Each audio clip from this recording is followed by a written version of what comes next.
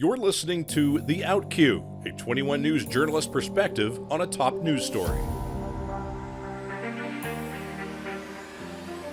Good afternoon. It is Friday, March 8th, and this is The Outcue. I am Assistant News Director Breen Mitchell.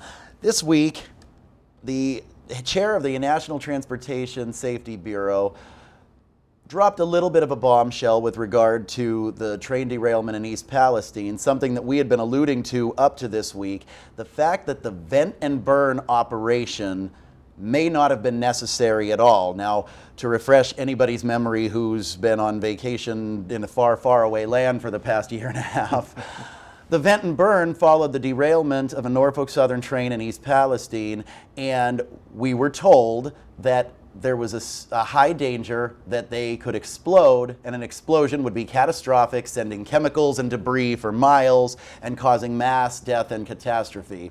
And that the only way to avoid that was what they called a controlled burn, or a vent and burn, where they went in, drilled holes into each of these tanker cars, and then burned off the chemicals, creating this now iconic black plume of smoke and chemical debris. Well, we now come to find out that the very premise of that may not have been accurate. So that is the subject of this week's episode of The Outcue. Quick reminder of what the name is about and what this show is all about. The Outcue is a term that refers to the final few words of a news package before it's over. Because what we want to make everybody clear on is that there's a lot of work that goes into those packages, and often the end of what you see on TV is only the beginning of the story. This is The Outcue. So with us today is Robert McFerren, and Robert, your title always escapes me. It's what? Senior Digital Manager, Content correct? Manager. Senior Digital Content Manager, News Guru, and all around important and necessary and essential cog in the machinery. And so I want to go back to the night and the immediate hours after this train derails in East Palestine. So it's a Friday night. I know myself, it had been a slow news day. Yep. I remember it being such a slow news day that it was one of those days that you go home and you're like, I'm exhausted because I just was thinking of things all day because nothing was presenting itself to us. You're chasing the stories that aren't there. Right. And then I went to dinner and bought a record and went home and listened to it and went to sleep. And I woke up to a group text from our now news director, Sheila Miller, briefing me and our, at the time, news director, Mona Alexander, and all the crews working, that there had been this train that had derailed in East Palestine. Here was what we knew about the facts on the ground, and here's what we didn't know, and that there were news conferences being planned in regular intervals to keep the public updated. There had been a mass evacuation, and we didn't know at that time what was on board this train. So by the next day, and by the next day, I mean, 2, 3 a.m. is when I get up, see these texts, and go, all right, it's time to start figuring things out. The first thing was, what's on this train? Well, we found out fairly quickly that it was a chemical called vinyl chloride, among other things.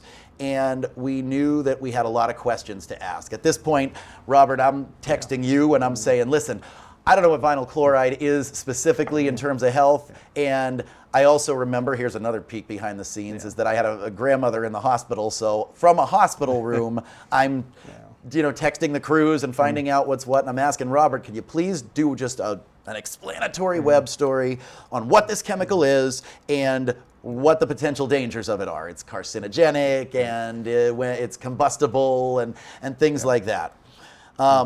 And then how did that go, Robert? And then that's part of our jobs. We report on things we know nothing about. We stuff like this, once we found out what the vinyl chloride was, well, let's find out. Let's go to official sources and see what this is. And like in that moment, it was this is serious. And we've got 50 cars off. We don't know how many of these have this chemical in it at that time. And we're kind of figuring out, what is the plan here? And that's what we start kind of watching. We write the story of, this is serious. If this explodes, we have a serious health concern on our problem. And we've covered train derailments before. So when I first see train derailment, I'm not necessarily thinking this is catastrophic. No, I mean, I've seen them do a lot of damage. I've seen evacuations. A lot of times this stuff is precautionary. So you don't want to rush to, a panicking conclusion. Straight facts. Much like you, I was asleep. I got up. I saw our video from that night, and I'm like, that's here. Oh man, we've got to get to work. So, and we jumped in, and as we do from home, wherever we were, we start organizing and working on these things and figuring it out and getting a plan in place to how do we get the teams here? How do we get the information to the people that need to know what's going on? Now, a little side note is that sometimes when you work together long enough, you think similar things. So as I'm asking Robert to please write this story while I'm on my way out the door to go visit a grandmother in the hospital, another colleague of ours, Mike Gauntner, who may be the original news god, pushes a story about what is vinyl chloride and what the dangers of it are. We had not spoken to him yet. He wasn't working, and I thought he had worked into the night, so I was letting him sleep. I should never make that mistake. The man really doesn't sleep. He's always there, always doing it. Much of Robert's work now has to be rolled in, and it was okay. It made for a better story. I mean, there were a couple facts that weren't in one, a couple facts that weren't in another, and we've made a Frankenstein story that had a ton of information. So this is all stuff you guys all know. The reason we're going over all of it is because that's the beginning of us having to figure out not only what are we dealing with, but what do the people need to know about it?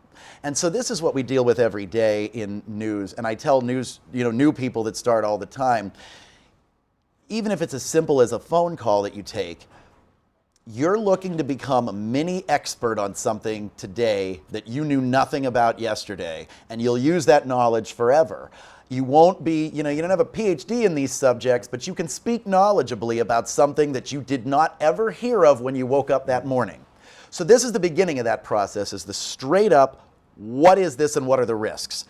As well as, when can people go back home and things like that. But also you have to pivot very quickly to, what are the dangers short and long term?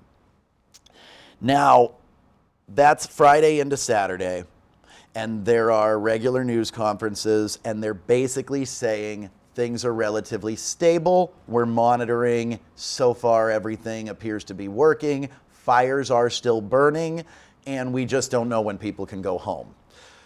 So now, Sunday, they hold a noon news conference, and they say basically the same thing, and they say this is the last you'll probably hear from us until Monday at noon, unless there's some major update. So we, breathe half of a sigh of relief. We know it's a volatile situation, but everything we're getting from the experts. And when I say they, I mean these are news conferences with the fire chief, the mayor, the NTSB was already in town and on the ground, just to correct some misinformation. Federal agencies were on the ground within hours immediately, and the NTSB was holding their own briefings. The EPA was holding briefings. The state EPA was holding briefings. FEMA was shortly to follow. And so from every expert involved that we can possibly think of, we're hearing that it appears to be stable. And so, it's Sunday afternoon, go, cook dinner and relax. It's probably going to be okay until tomorrow at least. And then we get a phone call.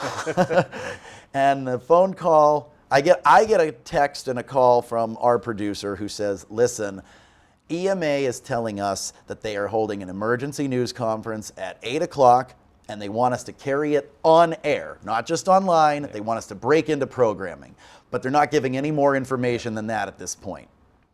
And we're doing our best to angle for, listen, I'm going to probably do this, but we do, there's a whole, in broadcasting, there's a whole lot of things that go into breaking into programming. It can be done quickly, but there's a lot of people in a chain of command that have to know what's going on. So more information is best. And not only are we not getting more information, but they're telling us, also forget 8, let's do this at 7. So great urgency. So at this point, I have a bowl of soup I've just cooked, and I've got it's spilling on my shirt as I run out the door to get to the station, and we can get people in place. And we're going to find out what this emergency is, but it's got to be something bad. If they're moving it up by an hour and want to break into network programming, it's bad. And it's moving so fast that they can't even say what we're talking about yet. And so we spring into action, and we do break in, and we carry it online, and we carry it on air, and the announcement is that what was stable before is no longer stable, and that they have evidence that the temperature is rapidly rising in at least one of these cars, and the risk of a catastrophic failure has now gone up exponentially. And by catastrophic failure, pulling no punches, I mean, the governor the next day said, you will die if you come here. You will die. Those were his words. Because if this exploded, we now know we have a highly volatile chemical. It's under pressurized metal. Which are going to be shrapnel flying everywhere. And so you're basically talking about the threat of bombs. It's a like bomb. military-style bombs going off in this town. In the size of a train car. Yes. At least one, and we still don't know how many we're talking about. So how are they going to handle this? What are they possibly going to do? Clearly people can't go home, and that is kind of where they left it, by the way. They just wanted people to know you'll be arrested if you come into town, because that's how serious the situation is. And that's when we get to Monday, when they're going to announce their plan. Now, subsequently, we have found out that there were discussions that involved the governor, Norfolk Southern CEO, the EPA, other agencies too, the state EPA, the federal EPA, and the local leadership, including the fire chief, and I believe the mayor was in these conversations. And what they decided was that there were, and the way it was posed at the time was, we have two bad options here. Option one is we do nothing and we wait to see what happens, and that's going to mean this explodes, and we just need to hope that our evacuation radius is wide enough. That's not an acceptable option. So the other option was this vent and burn. We're going to burn off these chemicals. Now, we've got questions about this, we want it explained, and we want to know what the dangers are. So first you've got to cover what's happening. You've got to just cover the basics, and so we cover the basics. This is what they're going to do, this is what it looks like, this is the way it's going to play out. And they told us the time, it's happening at this time now, tomorrow. Yes. It's going to happen. And so they do this then. By Monday evening, they do this vent and burn. It was delayed though for some reason. Delayed a little bit. By like maybe 15 minutes or something. Yeah, at least that. Yeah. Right. And we see this cloud, and I've never seen anything like this in my life. You could be seen from outer space. It's a sci-fi movie type of experience that you saw. Right. And you may recall that other communities could smell this. I live in the city of Youngstown, which is not terribly far, but it's far enough from East Palestine that I shouldn't be able to smell a fire there. And we had people at the station saying they were smelling it when they left that night. Yes. And then when we saw the plume map that was given by the government, it did go this far. It traveled and much farther. It went clear over the ocean eventually. Yes. And some of it dissipates, some of it ends up in the soil, some of it, these are things now that we really don't know, and to some extent we don't know now and may not know into the distant future. So now we have seen this transpire. Everybody agrees this is not good, and that it was apparently necessary. Now, it's our job to start thinking of what the long-term effects of this might be, especially when a day later, they hold a news conference to call this successful and say everyone can go home. Everyone can go home a day after this, right? It was a day, right? It was a day, all clear, Yes. go home. All clear. Now, that should raise anybody's eyebrow, and as a journalist, you have to be skeptical. So how is this safe, and what are the questions that we need to be asking? So now we have to be experts not just on vinyl chloride, we've got to be experts on what the byproducts of vinyl chloride are, and what happens when at mass scale, and by the way, 5 cars they burned, 5 they burned. What happens when you unleash that kind of a chemical explosion. So now we have to find experts in this. And so Yes. we start doing our job to find who can tell me what's going to happen. And luckily we found some friends at Kent State who were able to help us. That's where we started, and then we will do. Listen, when we want experts, we will look for the best people we can find in the world wherever they are. We tried to hire experts to do our own testing, and we spread wide, but we couldn't find anyone that was potentially not going to be involved in this case. Because it was so big. And Yes. so anybody involved could get hired by a rail company. They could get hired Yes. by the government. They could be working with the EPA. Or maybe they've worked with the EPA before. So finding somebody who didn't have a dog in the fight Great. proved very difficult, but we found some people who were able to weigh in. We found people, we found a water expert named Kuldeep Singh at Kent State, and an environmental science expert named David, why is his name? David Kaplan, yes. also at Kent State. We found experts at Ohio State, and we found experts in other parts of the country. Ohio University. We found a guy named Andrew Welton at Purdue. And we would come to rely on all of these experts a lot over the coming months. Every time there was any sort of a test that we need. Carnegie Mellon was a big one for us too, because they were doing an independent study that was going to look at whether what the government was testing for was enough. And what we started to find was a great deal of skepticism in what we were hearing at these news conferences. For instance, dioxins are carcinogenic chemicals that are created when there's a fire, and other times too, but certainly in a fire. Yep. And the EPA wasn't testing for them. Well, why?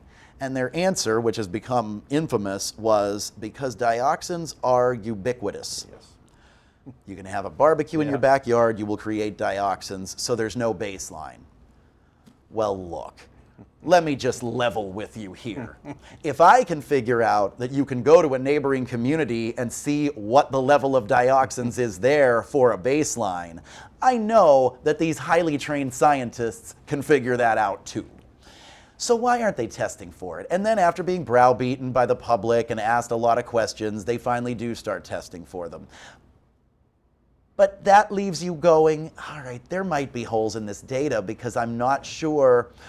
I'm not casting aspersions on their honesty, but I am casting some doubt on how thorough they're being. Right. Is it, and why? Why aren't they willing to do this?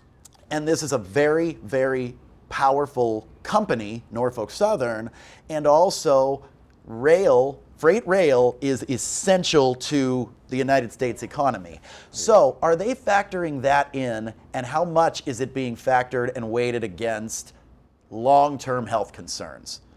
Because that vent and burn, there were trains running the next day. So this is not, again, being accusatory, but we need to ask these questions. So we're asking what's likely to be in the water and what's being tested in the air. Madison Tromler made the head of the national EPA, the federal EPA, Mike Regan, I mean, you could see him physically wiping sweat from his brow under questioning because we were being so relentless with, well, why aren't you testing for dioxins? And what about people who want indoor air testing? And what about any kind of a long-term health study? And what is your long-term commitment here, right? Yes, yeah, absolutely. And what are some other things we were asking? I mean, those are some basics off the top of my head. Yeah, I mean, we were looking at, because we're looking at the data, we're seeing what's all happening here, and we're getting like answers for today, but we're talking long term. This is not, this is something that's going to be longer than our lifespan that they're going to need to watch and monitor. The equipment, that was another one, is the equipment they're using. Yes. And they were using high-tech equipment, but is it adequate for picking up everything? Because there were outsiders who had written pieces saying that it wasn't adequate. Correct. Again, we're not experts. So we're asking if they're using equipment that's sensitive enough and appropriate for the job. And then they did finally bring in some that was more sensitive and did better testing. But why weren't they in the beginning? So you got to keep asking these things. That's why we do our job. We put pressure on them. And a couple big other things we did was the water and the soil, and we're still asking this question because they're only just now really in earnest beginning to work on those creeks. And our experts tell us that a lot of the chemicals that could have gotten into the water are very heavy and they spread. And so if you don't clean them up right away, it sinks quickly. Right, and it becomes part of the sediment, and a lot harder to clean up because now it's widespread and it's sinking fast and it gets down to water table level. and so how concerning is that? And another thing we did was we sent Derek Steyer to Livingston, Louisiana, where they had a remarkably similar train derailment about 40 years ago. And the long-term cleanup took about 40 years. Yeah. So we wanted to get an eye on the scope of what we were dealing with here, lest anybody appear to ever start cutting corners. This is not saying that they were. It's, I want to know in advance what to watch for so that if there's any indication anybody is trying to say mission accomplished too soon, we know enough to say, well, now wait a minute, what about whatever? Yeah. So we're always looking to see, that's why we sent Derek to Louisiana. It was the closest comparable train derailment that had a similar outcome. Yes. There's exploded, though. There's exploded. Every first responder on scene from that derailment died of cancer. Yep. I don't believe that was vinyl chloride. It was a different chemical, so it wasn't exactly apples to apples. So I don't want to say that and imply anything that is directly related, but it was a major environmental disaster. And another thing that nagged at me and at us was, did they need to do this vent and burn? I understand what they're saying, but is it possible that there was another way and that this was a way to get the trains running quickly? Was profit being put over people? And how much power and how much influence did Norfolk have in the decision? And did everybody involved have all the information they would need? Then comes the NTSB hearing. Before that, we delved into that and we went to our experts and we said, listen, I want to know, here's what they've laid out there, and I want to know why they couldn't, if they could breach those cars, why couldn't they, let's say dig trenches and get the vinyl chloride out that way and truck it off elsewhere? That would have been time consuming, would have cost a lot of money, but it would have saved that massive toxic plume. Yeah. Would that be an option? And our experts unequivocally said no, because vinyl chloride exposed to air will vaporize and become essentially a toxic, deadly cloud that will travel and kill everything in its path. That was not an option. And I said, okay, we've asked, and this is one where best of two bad options. I no further questions. I don't know what else to ask. Then came the NTSB, and so we're watching the NTSB hearings, the field hearings in East Palestine. And what stands out, Robert? You're watching that very closely. I'm listening with one ear and managing other stories. And the company whose vinyl chloride it was starts talking about, well, actually we were monitoring that data and we were seeing that while it had spiked, those numbers were cooling. And they had data to back up showing that we were starting to see a decline. So why did we need to vent and burn if we were seeing a decline in the pressure, the heating of, because the concern was the heating. It was heating up and that was going to cause the explosion. But if it was cooling, why did it have to happen? Why did the decision have to be made within a 13-minute time frame? And at its hottest, it was nowhere near the threshold. The experts, said it was hundreds of degrees away from where we would have to have quickly made a decision on this. So now there's a lesson learned, because we're trying to be fair but skeptical and ask every question we can ask. But we accepted the premise as presented to us. And oftentimes the premise as presented is reality. But if it isn't, then everything that follows is garbage in, garbage out. And we accepted the premise that these tanks were definitely imminently going to explode. Now this is just NTSB hearing testimony, and it is disputed by the company, at least, because there was confusion on the ground. So I want to be fair. I don't have any evidence anybody lied to anybody about this. There was the conversation. One man from Oxyvinyls had said he didn't know an answer, needed to get more information early on, and then he got the information and presented it, but said it seemed like the decision had already been decided. Right. His early answer was, I'm really not an expert in polymerization. Right. Polymerization being essentially, it's pressurizing and it's going to explode. Yes, I mean, that's the simplest way to say that, right? Yes. I'm not an expert in polymerization. I've got to consult with someone else from the company who is. All I know is that this is labeled combustible. Yeah. And then he consults with someone else from the company who tells him what the data we're saying. Yeah, what the data's saying, that does not appear to be happening at all. But the horse has already left the barn. Now, the decision is made. We move forward with it, and I'm, sitting back here going, were we had here? Did somebody put one over on us? 13 minutes. 13 minutes. They had to make this decision on what to do of the two bad options. Yeah. And I'll be honest, I still don't understand that 13-minute window they refer to, because this played out over the course of 4 days before this was actually taken. Before this action was actually taken.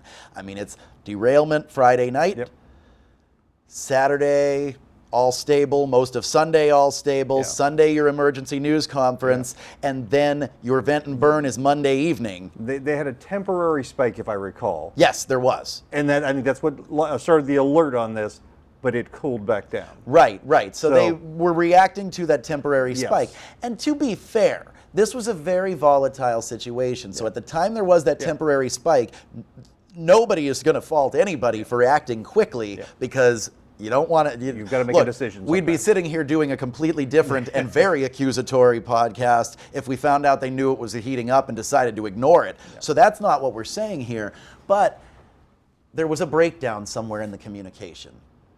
And so now this week, we fast forward to this week, and I don't want to fast forward to this week. Let's fast forward. I skipped over something pretty important. Yes. So Robert, let's talk about, while we were working on our last 101 West special, which focused on whether rail was any safer, and you and Madison went to Washington, D.C., and you sat down with the chair of the NTSB, Jennifer Homendy, and she started to allude to findings that were probably coming about this. Yes, and she was saying that, that after we had our conversation about, rail safety and what needs to be done, and then she's started talking, we were asking about, and we asked about the data that we saw, and we said, and she agreed and said, no, that she agreed, saying that this was totally avoidable. This did not need to happen.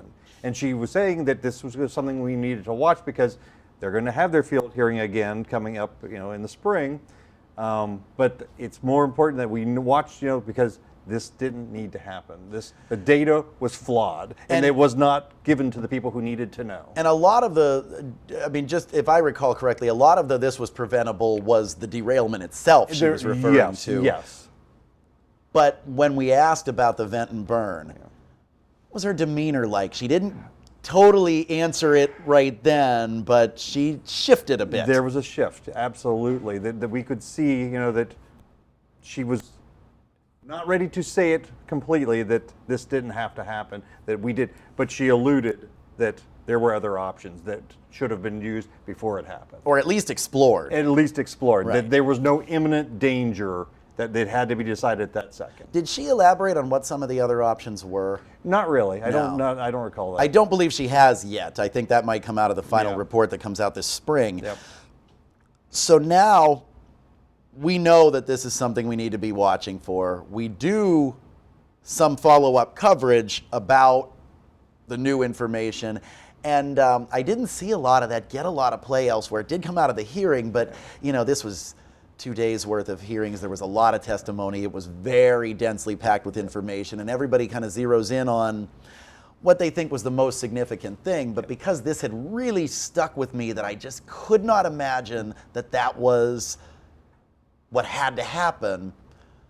For me, the jaw drop moment was when they got into this. I don't know that it did have to happen.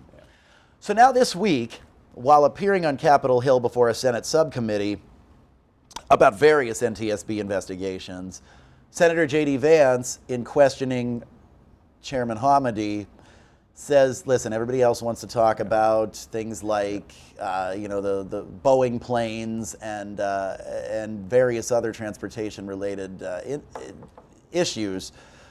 But I want to talk about East Palestine, and I want to ask a few questions fairly quickly if you can give me short answers so that I can get them all in. And in the course of that exchange, he brings up the vent and burn. He brings up publicly available reporting, which I assume included ours, and it included the testimony at the hearing.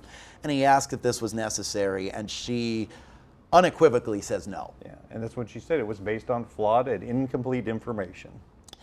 And they both agreed that the people who made the decision were not making the decision because they knew better and they were deceiving anybody, but rather Oxyvinyls, who were the people who owned that tank car and were the experts in this chemical, were excluded from the decision-making process. And I don't know who excluded them, but they were not a part of it, and no one, the governor says he was not aware they were even around. He issued a fairly angry statement. I asked the governor's office back at the time of the testimony if they were aware that this might not have been necessary, and they said, no, we learned of that today. And now they've issued an even more unequivocal statement about having none of this information presented to them while they were in the room. Didn't know there was another option out there. Did not know another option was out there. They have repeatedly said that the decision by law rested with the local authority, which would have been Fire Chief Keith Drabick, who has previously said that he stands by the decision based upon the information they had at the time. And there's certainly no reason to doubt that. But again, he did not have all the information, is what's new. And so, I guess, looking forward, we don't know where this is all heading, but I think the big topic of this, the theme of this discussion today is, even when you think you're asking everything, sometimes you're missing something, And right? it's just, you're always looking for the data, the information you have, but I only have what's being provided to me or what I may have available to get. And sometimes I can get it. Sometimes in cases like this, I can't get it. And once I get it, I need experts to read it. I can't read this data. And also you have to learn lessons from these things. And I'm still trying to figure out what the lesson here was. I know that one lesson is never just accept the premise, find out if the premise is valid. Our job is to question everything. Exactly. But it's also to figure out how I would do it differently. Yeah. And I'll be honest, personally, I'm still struggling with that a little because at the time, Oxyvinyls was not a company that we knew of. I wouldn't have known to reach out to anybody from Oxyvinyls. And I don't know that I would have known to ask for the pressure readings or the temperature readings, or if I could have gotten them. I mean, but I should have. I should have asked. it's always finding that expert who knows something, because there's an expert on everything. Somewhere there's an expert that knows something. But for the readings that these were not as hot as they needed to be, we needed an expert who could read them. Yep. But I feel like I should have thought to ask for them. And I wouldn't have known that. Next time I'll know, well, what were the pressure readings? What were the temperature readings? This is public information. It's in a report somewhere. It's in something preliminary. I want it now. Right. And I'd ask the EPA, and I'd ask the NTSB, and I'd ask the fire chief. I'd ask everybody I could think of for that info, and I still might not get it. And then I don't know that I'd learn anything. So a large part of our job is doing public records requests for information so we can examine it. But short of that, and I guess if I had thought of that, and we had gotten that info, which we may not have, if we had gotten it, we would then need to find an expert, another expert, very quickly on the fly, who could look at it and say, hey, is this a bill of goods here? Do they need to do this? And I don't know that that would have been possible, but I'll never not regret that I didn't think of something to ask it sooner. And, you know, some of these things, they'll haunt you. They'll haunt you because if you didn't think of it in the moment passes, all you can do is learn from it. And this is one of the tougher ones where I'm not necessarily blaming myself, but I need to learn how I would do it differently. And I don't totally have it. I mean, Robert, what's your takeaway from this? I mean, not to criticize what we did, but obviously you want to try and learn from it. It's always harder when it's breaking news. It's you know, disasters happen. 9/11. You try to gather information as you can gather it because it's fleeting. It's coming at you fast. I have to check to see what's credible, what's not, because a lot of people are talking. So you have to get it from the sources, and then when you have it, you have to be able to analyze it and figure. I don't know how you change that. I mean, there's things that during 9/11 that were reported that were not true because it was just coming so fast and so furious. a disaster like this, it's kind of the same way. It's coming at you fast and furious, and you have to be able to think on your feet. And I guess hindsight's always 20/20, that we learn what we want to last on the next one. And you know, let's hope there's not another one. But there will be something big. There'll be something else. big will happen somewhere. If it's not a train, it's going to be something else. And so I guess part of the lesson then learned also, I hope, that everybody can take away is, after the little snapshot that we give you with what we do here every week, is sometimes people, particularly, because getting back to the original premise of this podcast, is the difference between what someone can just say online without putting any effort forth versus all of the effort that we describe in these stories. Well, one of the things people can say online that they like to say a lot is, you know, you can't trust the media. They get this wrong, or they got this wrong, or they're lying to you. And look, first of all, there's no the media. The media is too broad of a term. There are different news organizations, and I can't speak for all of them, and they are not all created equal. There are news organizations that exist more like propaganda machines. There are news organizations that call themselves that are really just, you know, loose blogs or opinion journals. But for real news organizations, they do not lie to you. But that doesn't mean they can think of everything. And so I wish, and I'll take to my grave, that I wish we could have asked the right questions and made this better. If I could have asked a question on that Sunday night that would have made them rethink this vent and burn and find a better way to do this, I'll always wish I could have thought of that. And it's moving so fast. And so I guess the lesson for everybody watching, and particularly in breaking news, is we're trying to think of a million things at once. We're not putting bad info out, but we may not think of something right now that I will always wish we could have thought of right now. Yep. But we won't stop digging. Yep. We won't move on until we have the whole story. And if ever we think we've had the whole story and someone calls us and says, you know, you really missed something important here, then guess what? The case is back open. Go back in the trenches.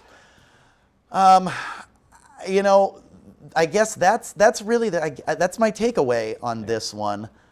And we're going to keep looking into this. I mean, any final thoughts, Robert? I think this is a long-term story. It's not going anywhere away anytime soon.